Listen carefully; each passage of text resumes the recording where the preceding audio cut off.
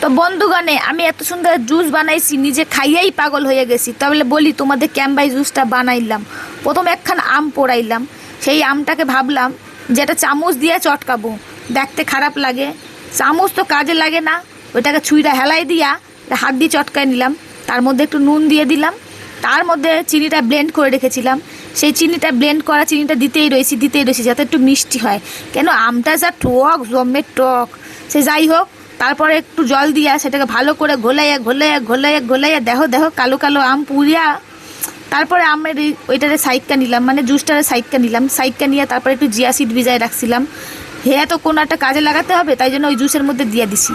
এবার জুসে একটুখানি সেন্ট হওয়ার জন্য পাশের বাড়ি ছিল লেবু পাতা, সেই লেবু পাতায় ছিঁড়া ভালো করে সেন্ট ভাব করে নিলাম। জাগো বাড়ি পুদিনা পাতা আছে, হেয়ারা দিতে পারো, আমাগো নাই তাই আমরা দিই নাই। পাশের বাড়ি ছিল লেবু পাতা, তাই ছিঁড়া দিয়ে দিচ্ছি।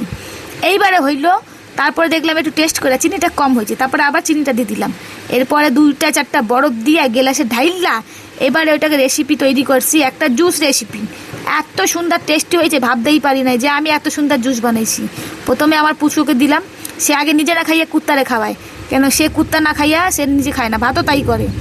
খাইয়া বললো মা জম্মের ভালো হয়েছে। তারপর আমি একটু খাইয়ে নিলাম, দেখো তো জুসটা কেমন হয়েছে।